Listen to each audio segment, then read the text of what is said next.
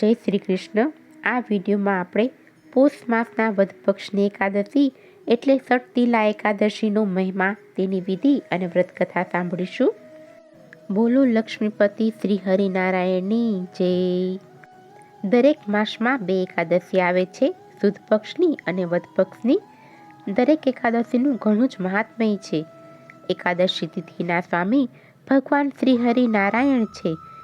એમાં પણ આ પોષ મહિનાની વદ પક્ષની ષટતિલા એકાદશીનો ઘણો જ મહિમા છે, જેમાં 6 પ્રકારે તલનું મહત્વ દેખાડવામાં આવ્યું છે।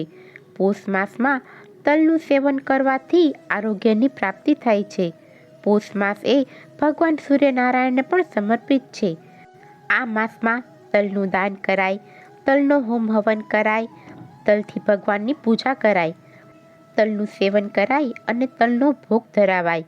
તલને જળમાં પધરાવી અને સૂર્યનારાયણ દેવને આ જળનો અર્ધ્ય અપાય। અને આ ષટતિલા એકાદશીના દિવસે તલનો તો ખાસ ઉપયોગ કરવો જોઈએ। તલને ભગવાનનો અંશ જ માનવામાં આવ્યો છે।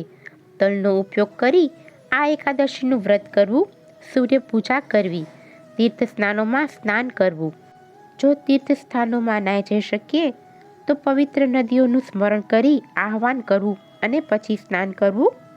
એકાદશીના દિવસે સવારે વહેલા ઉઠી સ્નાનાદિથી પરવારી વ્રતનો સંકલ્પ કરવો, ઘરના મંદિરની સાફ સફાઈ કરવી અને ભગવાનની પૂજા, પંચામૃત, ધૂપ, દીપ, નૈવેદ્ય કરવી, આરતી કરવી, વ્રત કથા સાંભળવી અને આ દિવસે ભગવાનને તલની વાનગી કે તલનો ભોગ ધરાવવો।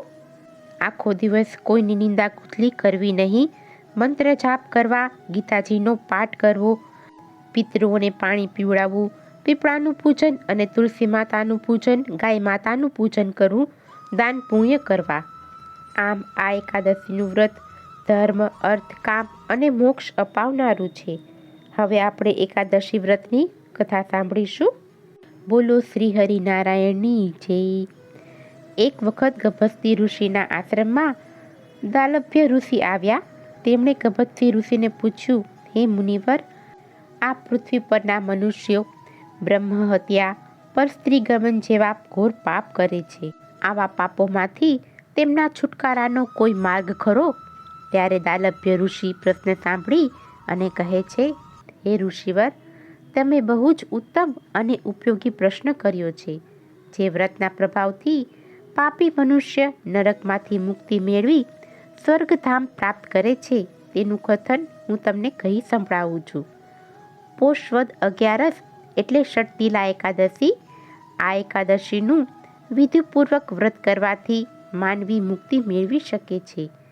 આ વ્રત યથાશક્તિ સ્નાન કરી સર્વદેવોના શિરોમણી ભગવાન વિષ્ણુનું પૂજન કરવું, ચંદન, કેસર, કપૂર, અબીલ, ગુલાલ, ધૂપ દીપથી પૂજા કરવી, ચંદન, કેસર, કપૂર વગેરે પદાર્થોવાળી ખીચડીનું ભગવાનને નૈવેદ્ય ધરાવવું, શ્રીફળ, ભૂરું કોળું અને સોપારી રાખી ભગવાનને પ્રાર્થના કરતા કહેવું, હે કૃષ્ણ પરમાત્મા, સંસારના દુઃખી જનો પર આપ કૃપા કરો ને તેમનો ઉદ્ધાર કરો।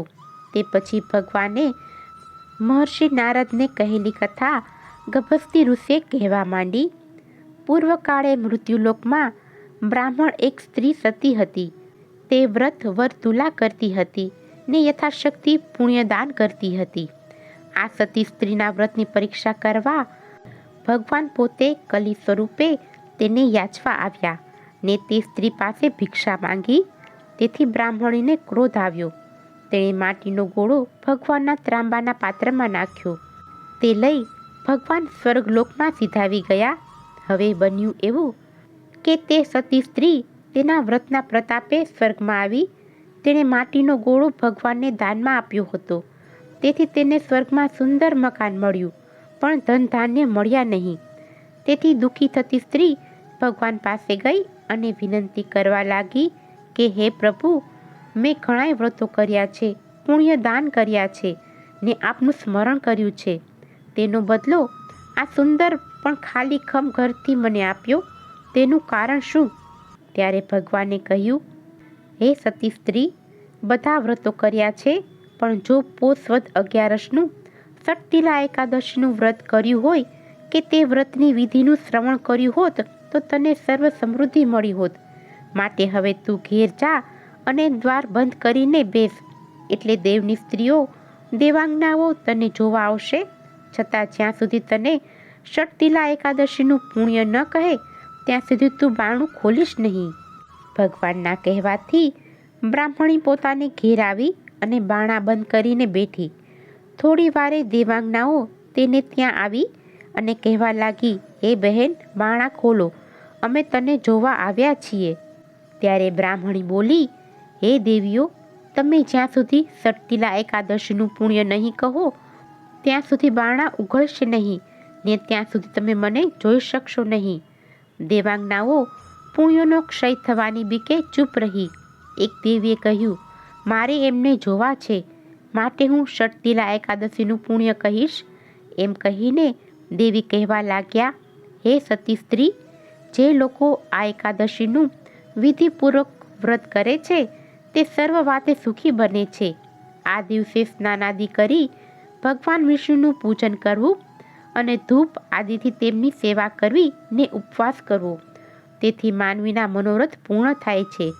તેના ઘરમાં ધન ધાન્યનો તોટો રહેતો નથી.